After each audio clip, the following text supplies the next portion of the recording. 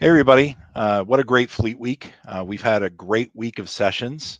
A lot of great news from this session. On Monday, we announced that we've added WebEx support to our platform. So now we're supporting the three major collaboration platforms that customers are already using to get work done. And now we're modernizing communications into those. So Microsoft Teams, Zoom, and WebEx. Tuesday, we had a great day for our partners. We announced our new partner program, and we had Peter Rosinski do a really insightful training for partners to help them understand market opportunity, how to get customers excited about what's going on in the market, and how to prospect and ultimately succeed in this new economy. Today, we announced the new SIPPIO plan. So we're modernizing not just calling, but communications into these environments with really aggressive solutions for our customers to further accelerate their transition into the modern workplace of today and tomorrow, which leads us to this guest. I'm really excited to welcome back Patrick Watson from Cavell. He's going to share some of the research that Cavell has done on the intelligent workplace and what customers not only want, but need from their technology platforms and infrastructure to succeed in today and tomorrow's economies. Welcome, Patrick. Thank you for having me, Steve. And it's been really interesting to see some of the sessions that have been taking place this week at Fleet Week. And I think a lot of the stuff that you at SIPPIO are working on for your partners and end customers really resonates with a lot of the research that we're doing at Cavell. So really excited to talk about some of that today. Awesome. Thank you. Let's just jump in and let's talk about big picture. What are the top 2 to 3 strategic goals that buyers have for their communications platforms over the next 3 years, according to the research and your latest surveys?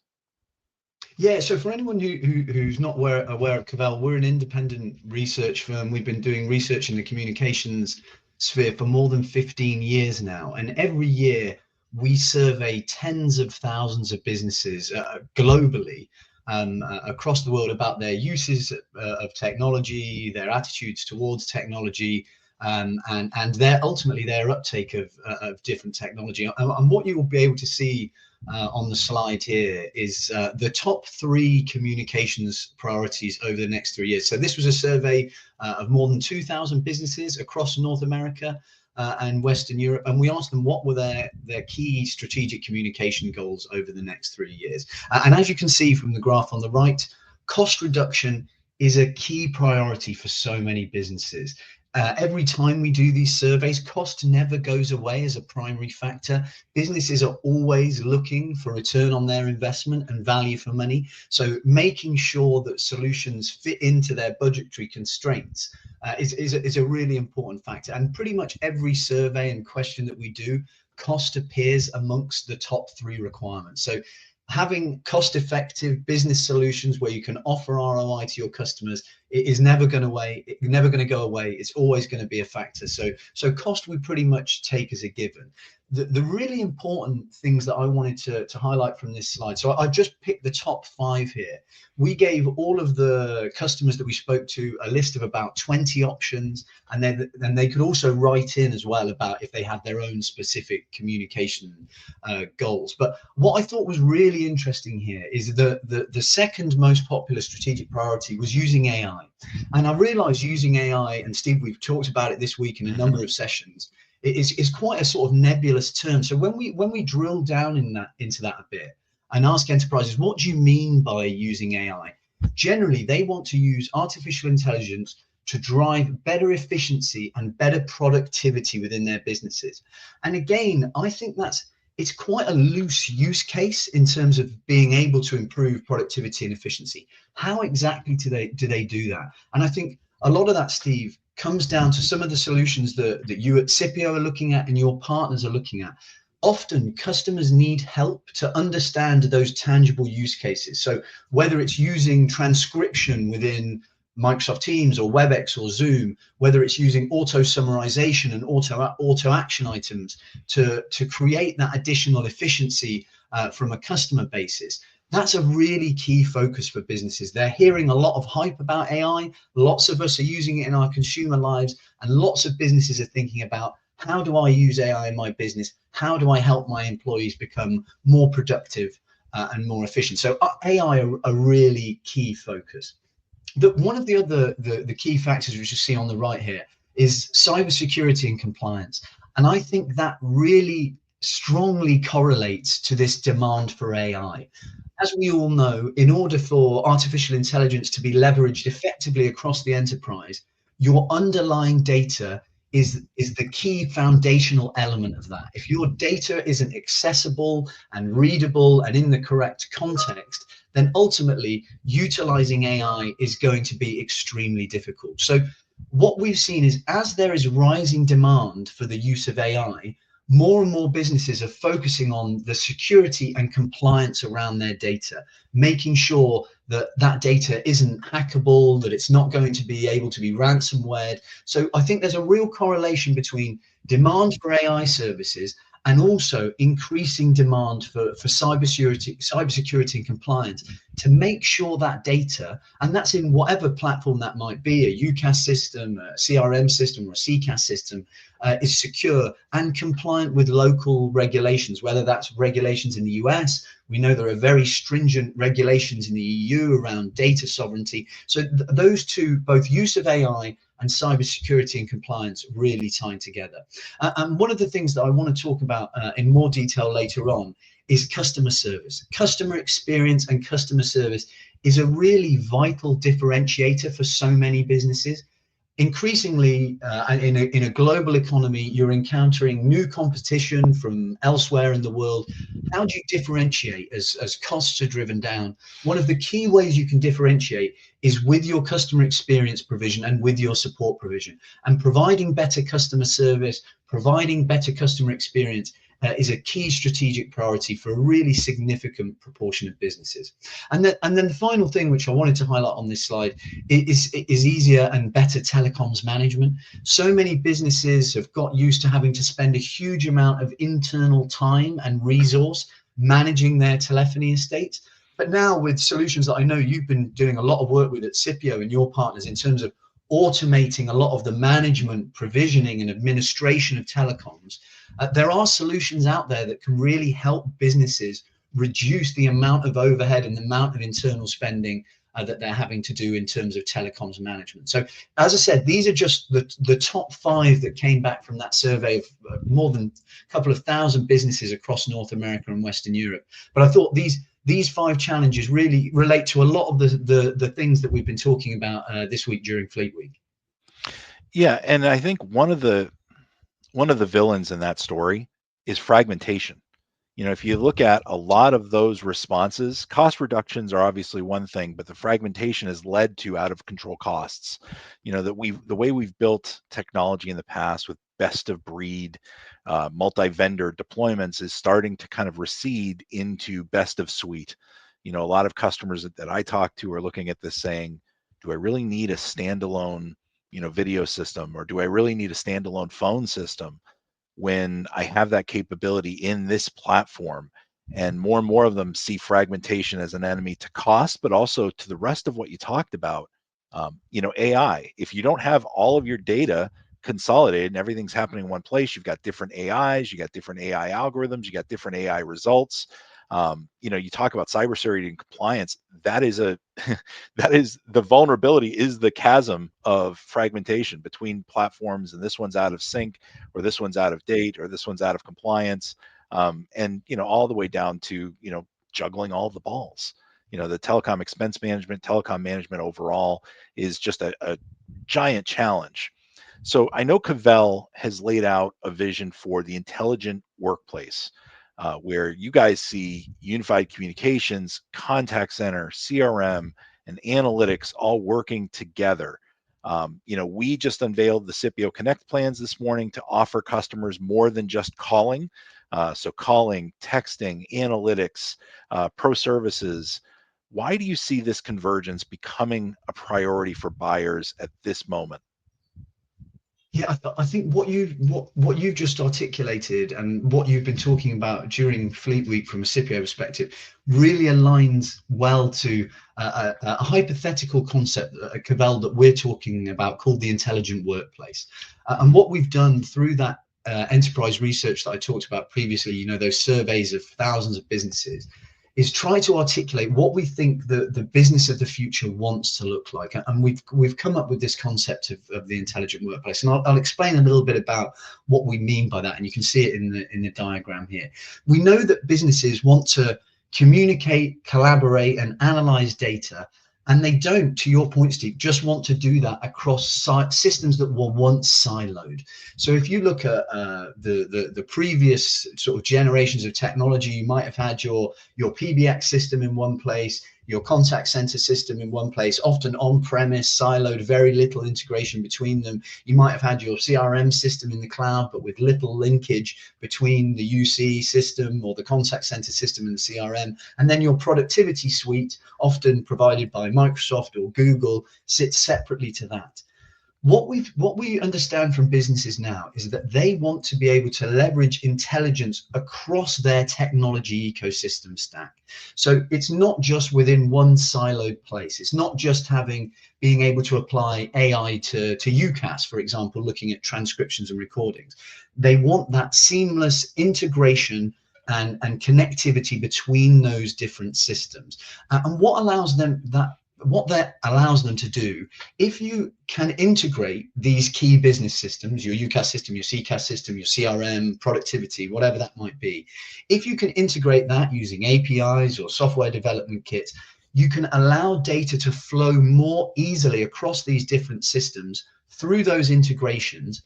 And that allows you to really leverage data intelligence on top of that and utilize the benefits of artificial intelligence across your entire technology ecosystem, not just siloed in one aspect of the business's technology. And you mentioned security and compliance and the potential vulnerabilities that fragmentation or silos leave. You're absolutely right, Steve. What we found from research is that businesses are more likely to be vulnerable to security threats if there are the more points of entry. So the more siloed, isolated systems you've got, the potential increased security risks there are. So when we talk about this concept of the intelligent workplace, not only do you want this integrated, seamless flow from these business systems, but also you want to be able to understand that and layer security and compliance around it to ensure that your business is as secure as possible. So I think what you've been talking about during Fleet Week and some of the announcements that you at SIPPIO have made, I think really aligns very well to this concept that we're talking about, Cavell, about this integrated, intelligent workplace that allows data to flow across these systems, integration between all these different applications, and then you can layer artificial intelligence and data intelligence on top of that, all whilst maintaining a secure and compliant infrastructure. So that's where I think it really aligns very well to what you were just talking about. So aside from the most common thought that comes to mind when I ask this question, because obviously your customers may end up finding a different provider, what are some of the risks for partners and providers who don't evolve to meet these integrated expectations? We all love to kind of fall into our lane, and I'm going to stay in my lane, you stay in your lane. And, in the old days where all of this stuff was standalone purchases and the IT leader had, a telecom space and a telecom stack and a collaboration stack and all these different stacks. And then they had this giant architecture of from above what my IT stack looks like. As all of these things are starting to converge on the customer side, partners need to evolve. They're at this intersection a lot of times of evolution and revolution. And how do you keep going down that path of, I got to stay current, I got to keep moving where the market's moving? So long-winded way of asking, what's the risk if you don't evolve? Yeah, well, I think you hit on the primary risk first up.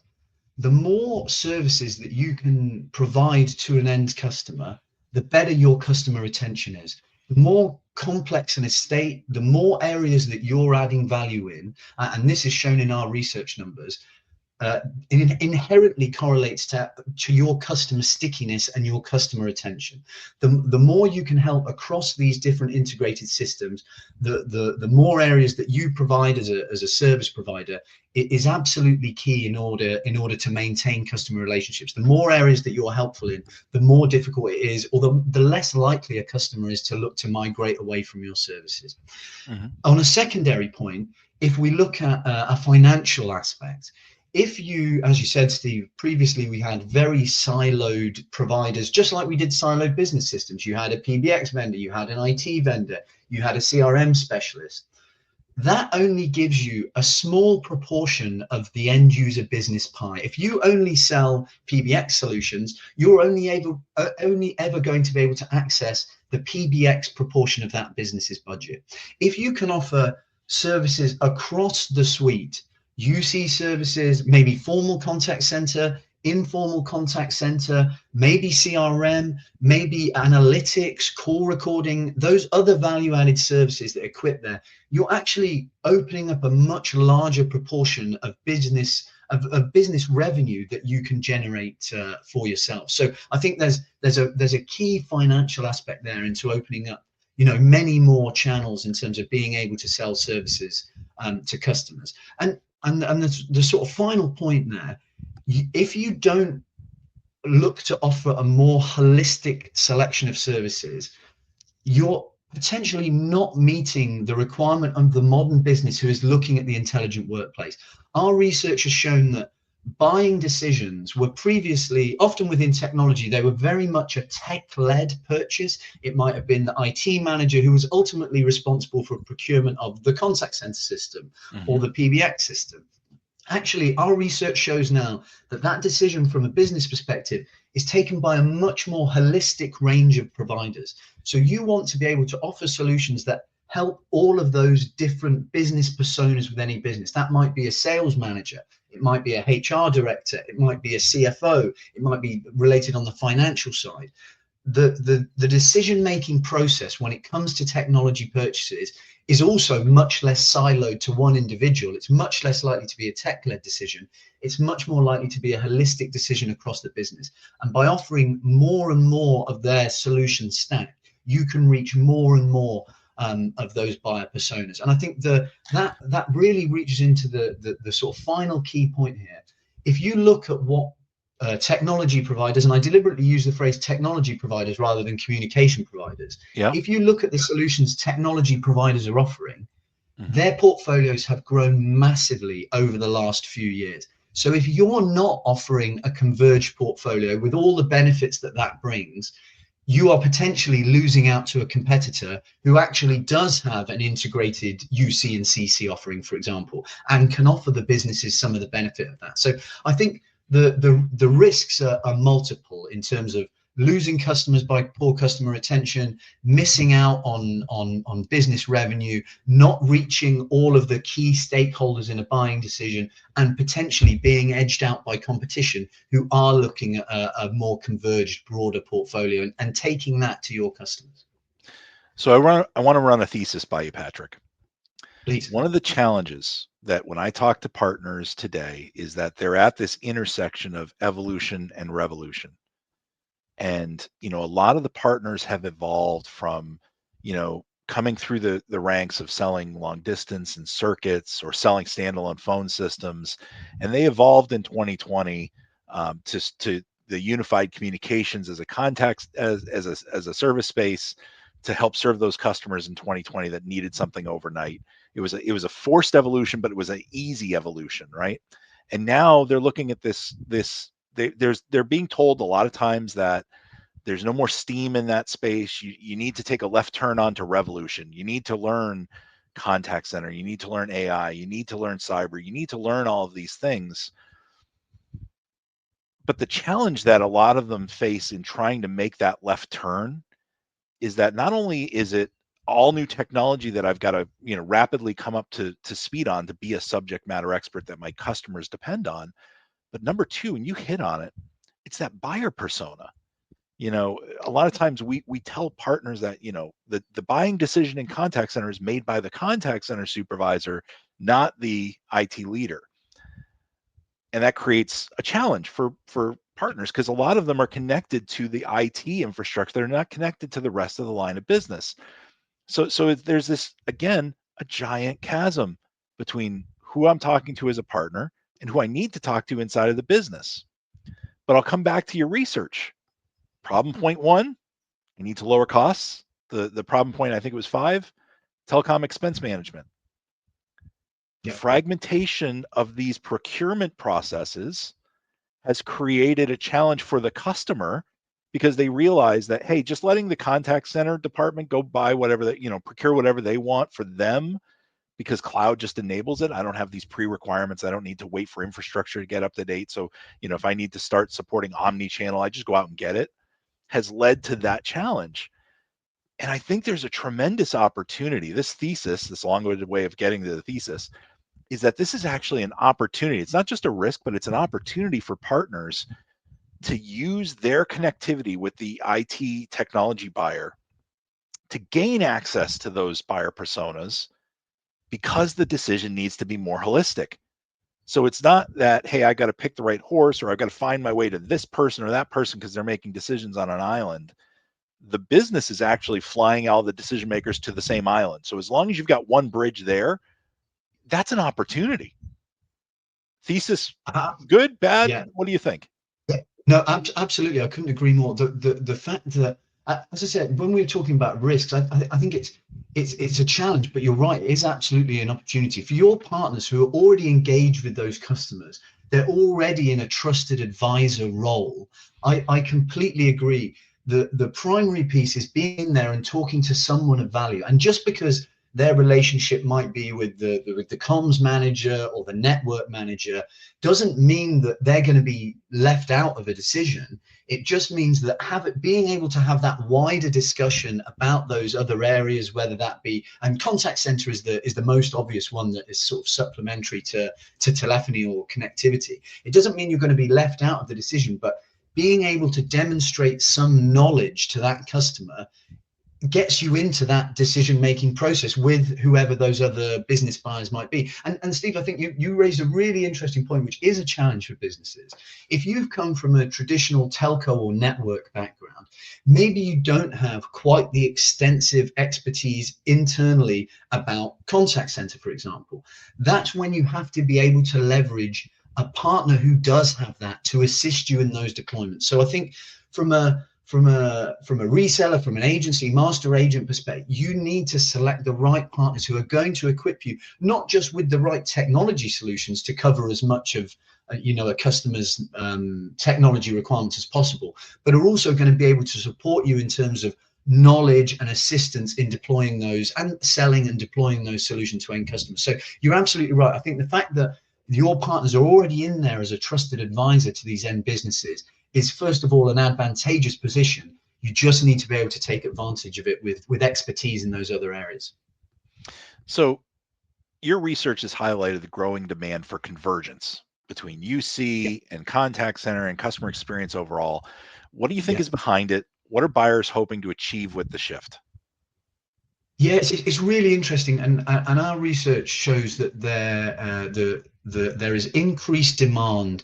So this is we asked a question to this is again survey of a couple of thousand businesses. Would you prefer to buy your unified communications and your contact center from the same vendor? And as you can see, the bars on the left in the dark mode indicate yes, we would like to buy UC and CC from one vendor. And as you can see, that demand increases in accordance with business size. But even in small businesses, there's a significant proportion of businesses, more than a third of businesses, would like to buy their UC and CC or CX informal from the same provider. So to your question, why is that, Steve? There is a real correlation between agent experience, customer experience, and business performance. This has been proved in multiple studies that the performance and happiness of agents relates directly to the effectiveness and performance of the provision of customer experience, whether you measure that by CSAT or through NPS, and then through overall to business performance, ultimately profitability and sustainability. So what we're seeing here is, if you can connect your entire business, not just have customer experience siloed in the contact center, if you can allow everyone in your business by integrating into a collaboration system, for example, you mentioned your support of WebEx. If you can integrate your external contact center system with the rest of the users who are using WebEx collaboration or calling capabilities, suddenly everyone in the business is a part stakeholder in customer experience. If I'm an agent in the contact center, but I need to speak to a subject management expert in accounts or logistics, I can immediately reach them connected through my collaboration system. It's not the previous, oh, Mr. Customer, I'll have to come back to you in 1 week once I've spoken to logistics or once I've spoken to finance. The premise of combined UC and CX or contact center allows that much more seamless provision of customer experience. And ultimately, better customer experience leads to better business performance, better profitability, better revenue expectations, and ultimately better business sustainability. So there's a causal link there between those different systems. And as I said, the primary one is linking UC and CC. So, your survey also pointed out which channel customers prefer. What are the standout trends that you're seeing in terms of where and how people want to communicate with businesses today?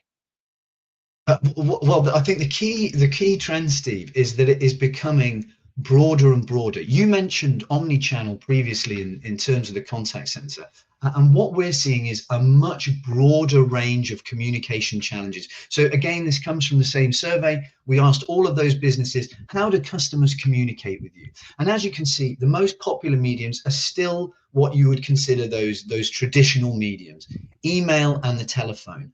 But actually, the popularity of other mediums is becoming increasingly important. And I know you talked about messaging earlier on this week, and we are really seeing a rise in messaging requirements, both social media messaging, so that might be Facebook Messenger, also consumer messaging platforms, so WhatsApp or WhatsApp for Business, especially in Europe, is increasingly popular, but SMS and MMS. We know in the US that is a really incredibly popular medium for communicating with customers. And then we have all these emerging mediums. So historically, we've had a lot of what I would consider relatively poor chatbots that were built 5 years ago with dialogue flow that sit on someone's website. Now, with AI-enhanced chatbots and generative AI using large language models, you can have really effective customer experience, customer service chatbots that take a lot of weight off the contact center in terms of those mundane, routine inquiries. So what I would say is that the key trend here is, Steve, we are seeing much more ubiquity in terms of the communication channels are used. If I showed you this graph from 5 years ago, email and phone were 5 times as popular, for example, as SMS messaging, for example. Now, actually, we're seeing SMS is becoming increasingly important. Social media messaging becoming increasingly important. Even video, which a lot of people don't think about, apart from sort of very niche use cases around customer service, is becoming increasingly important. So what we're seeing is a much broader spread of customer communication channels. And the one thing I will say there to any business out there and to any partner who's providing CX solutions, ultimately, your customers will want to be communicating via these different mediums. So if you don't offer SMS as a reminder system, for example, another competitor may well be doing that. So I think it's really, you mentioned the word omnichannel. I think it's really important for the modern business to be thinking, actually, can I offer my customer services the route that they want to communicate in? Am I just offering email or phone or a web form? Should I be offering SMS? Should I be offering social media? Should I be offering live chat with an agent or live chat with an AI enhanced chatbot? I think what we're seeing is a much more leveling out and a much broader range of demand from customers in terms of the type of channel that they want to communicate through. And it's interesting, none of this necessarily requires a contact center agent. A lot of this can actually be knowledge workers that need access to this broader toolkit of communications channels as well. And a lot of times that gets lost in the shuffle. We give you a phone number and a phone system seat, and we give you a email address, But a lot of the other things that you guys have on this research ends up falling into personal devices. To paraphrase Jurassic Park, technology finds a way. This is where a Yes. lot of these kind of consumer things enter the enterprises, because not that employees want to go outside of prescribed tools, but because technology finds a way. There's a need, and if it's not being filled by the IT staff or by the organization from an investment perspective in the tech, this stuff finds a way in. So the ability to support across the entire surface area where your employees, not just contact center, but where your employees are engaging with each other, with third parties, using these types of standardized communications tools is really key. Another thing that I saw in that research is two things. One, yeah, if you lay out all of the channels, you can see voice is still kind of second place. But if you add all of the digital channels, all the digital communications needs, through the Yeah, roof, absolutely. and voice is there. And this kind of, I think, further plays to one of my theses, that digital is there for the self-service stuff, for the stuff that's transactional, for the stuff that's kind of quote unquote easy. Voice is there for, I've got a problem that's really complicated or complex, and I need to talk to someone, whether that's an agent or a knowledge worker or whatever. I need to talk to someone to make sure it gets done right and gets done right now. And then the third thing I see happening in my own personal life, with others, and in the market, is that we tend to use digital channels as a way to shortcut around the wait times in queue.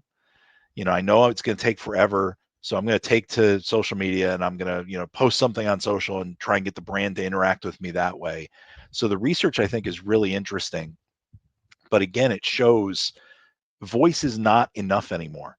You really need to create a bigger surface area where all of your employees can communicate with each other, with the third parties they work with, suppliers, vendors, customers, supporters, everything, using supported tools. Because this is the other thing, that research you guys did in the beginning around compliance and security vulnerabilities. Well, guess what? If you're not supporting this stuff and tech finds a way, you've now created a chasm where you've got a security potential vulnerability. So, with this idea that voice isn't enough anymore, you guys have noted that buyers are bundling. They're looking for bundles, devices, analytics, managed services. What is it about the bundles? We just announced our own bundles today. What is it about bundles that are so compelling in the market and create an opportunity for customers to hit on some of the important points that your research found, and for partners to capitalize on? Yeah, first of all, I couldn't agree more with your thesis about the potential for shadow IT to creep in if you don't offer all of those mediums. But I think the bundling goes back to that research that we talked about on the first slide. That still, that top customer demand is cost reduction or cost efficiency, return on investment, and ultimately bundling for customers offers them that cost efficiency. They get better bang for their buck, whether it's, as you said, usage analytics or quality of service analytics, whether it's devices as a service or managed service options. Those bundles offer end customers what they perceive and generally better value for money, better return on their investment. From a partner perspective, as I said previously, the more of those different services you can offer within a bundle, the more valuable you are to that end customer, and the better customer retention you're likely to receive, and you can minimize that customer attrition through those different bundles. So we've seen bundling. Traditionally, it's been within telecoms, it's been connectivity and telecoms that have been bundled together. But to your point, Steve, I think it's gone much further than that recently. As I said, we're looking across devices. We're looking across analytics, whether that's usage or quality of service. But additionally, I think even more professional and managed services. A lot of these businesses need help deploying, provisioning, and managing these services. And I think it's really on the onus of a lot of your partners to offer them packages that can help them do that. So I think it's twofold, the reasons we're seeing the bundling. Primarily from the enterprise perspective, it's meeting their demand for services they need, they're getting better value for money. And then from your partner side, they're getting better, telecoms management, telecoms administration from the provider side, and also better achieving better customer retention as well, potentially. Yeah, I mean, I think it plays back to what we talked about in the beginning. What's driving a lot of the results that you saw in that research, my thesis is customers are moving away from the best of breed architecture, because that's kind of a relic of prem, and moving more towards a best of suite, which necessitates a bundle. I'm looking for a single solution provider that's going to provide me with an equitable, feature set across the entire environment. So if you're trying to still hammer that square peg into the round hole of like, no, no, no, you need best of breed, I think that the bar has been raised tremendously, that you've got to get your chin, not just your chin up over the pull-up bar. You've got to have your head and shoulders above that pull-up bar if your solution is going to be kind of a fragmented standalone solution. It's got to do some really amazing things that nobody else in the market is doing. And a lot of times in this space, one of the complaints is that it's becoming a sea of sameness. Everybody does a lot of the same things, and the bundle, I think, is the effect of that desire on the customer side to start looking at best of suite instead of best of breed. I can completely agree. When we do feature function comparison in our role as analysts all the time. And as you said, Steve, both if we look at UC and CC, don't get me wrong, there are solutions that do different things to each other. But as you said, the bar has been leveled out so much that actually your ability to differentiate in terms of product, feature, and functionality, and I sort of challenge anyone out there to go and look at the market's leading UC platforms, or look at Teams, WebEx, and Zoom.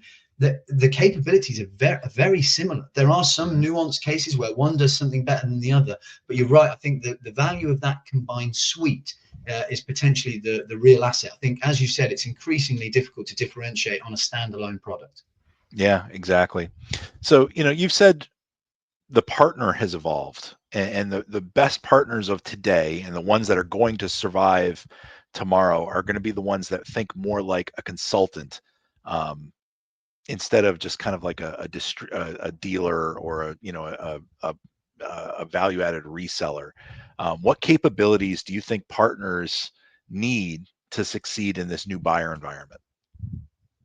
Yeah, that's a really good point. I think partners need to move away from that sort of commoditization approach, because as you said, those commodities, if we look at telephony provision, for example, termination of and the graph on the left here, this comes from our recent service provider research, and we asked service providers, which area generates the most revenue for you now, and which do you think it will be in the future?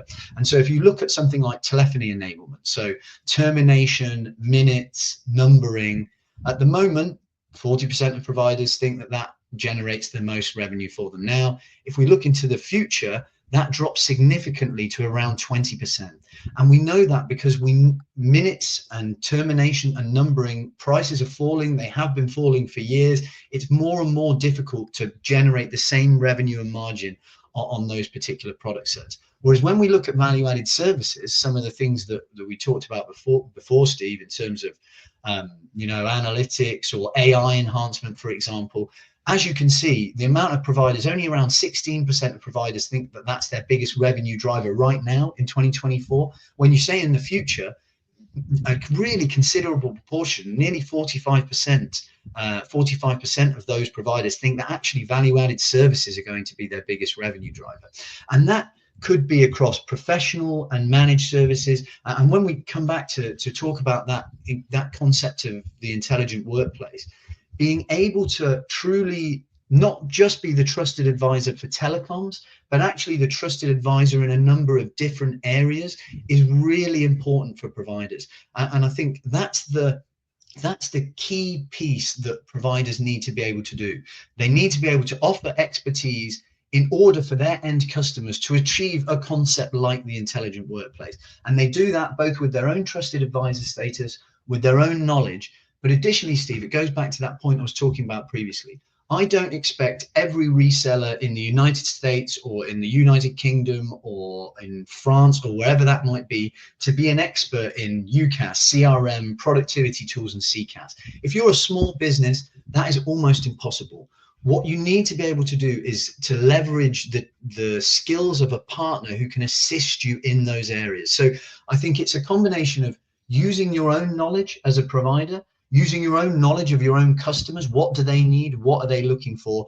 But also leveraging a really strong partner ecosystem to ensure that you can meet the requirements of those customers in the future. So in that vein, if you were advising a partner today on where to place their next strategic bet, what Yeah. would you recommend? A vertical focus, a service expansion, or a technology alignment?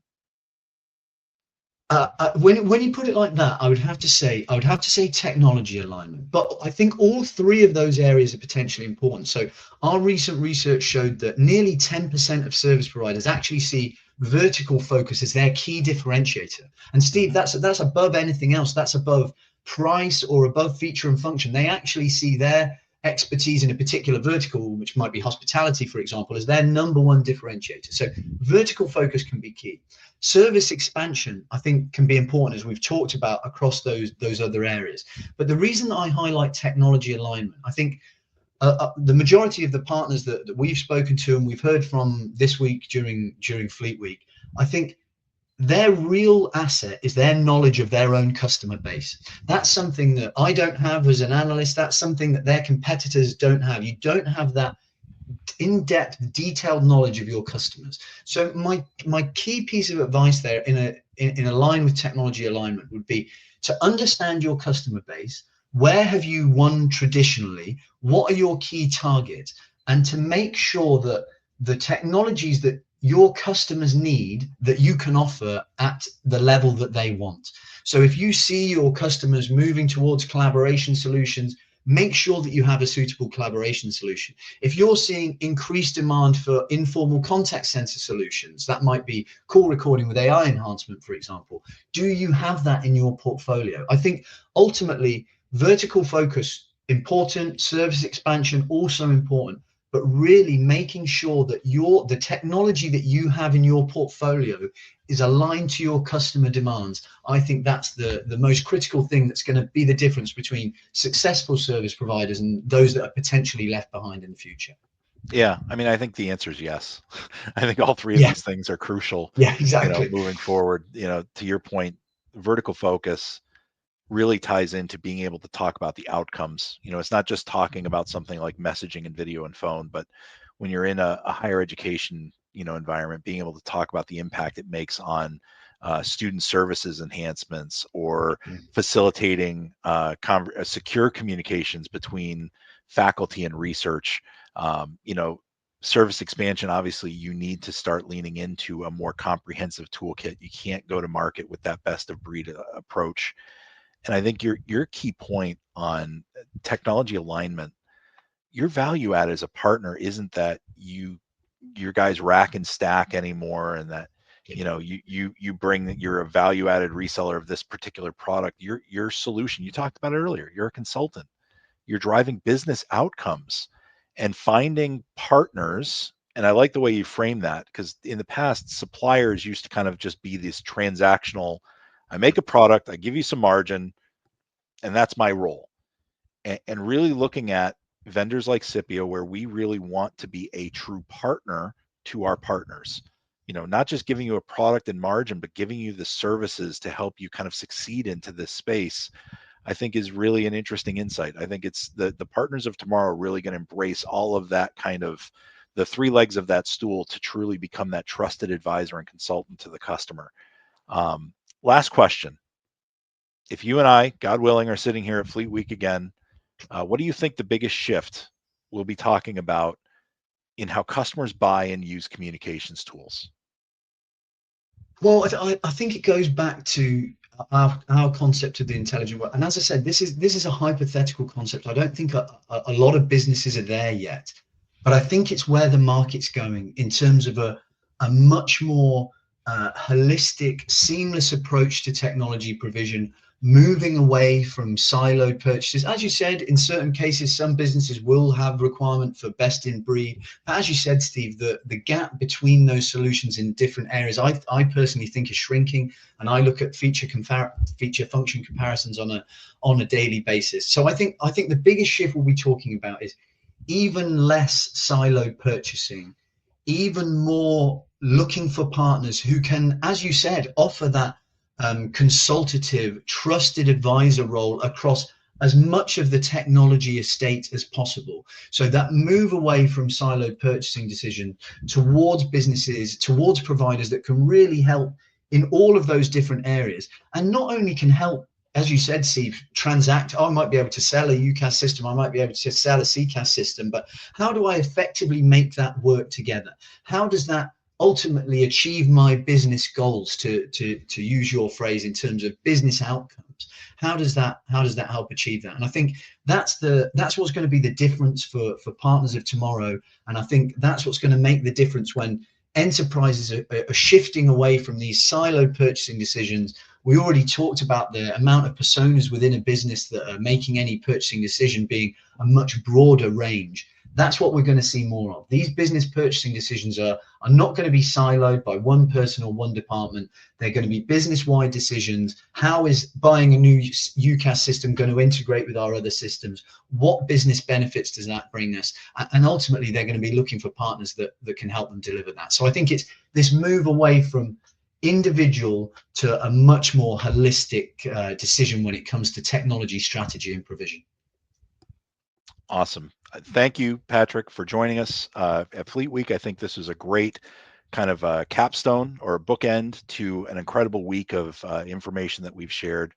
So again, I want to thank Patrick Watson from Cavell for sharing their research into the intelligent workplace and what customers are looking for, what partners need to be thinking about in order to better serve their constituencies and to frankly make work less work. But also make it in a very secure and supportable way. I'd also like to thank our friends from Zoom and Microsoft and Cisco for joining us throughout the week. I'd like to thank Peter Rosinski for sharing some of his great insights during yesterday's partner session. But most of all, I want to thank you for attending Fleet Week. As our proverbial ships head out to sea until the next Fleet Week session, really want to thank you from the bottom of our heart from learning more about how we're modernizing communications, leveraging a fast to get going and easy to manage and a reliable forever solution from SIPPIO. So again, this is Steve Forcum from SIPPIO. I want to say thank you for attending this session. Thank you for attending Fleet Week, and we'll see you soon.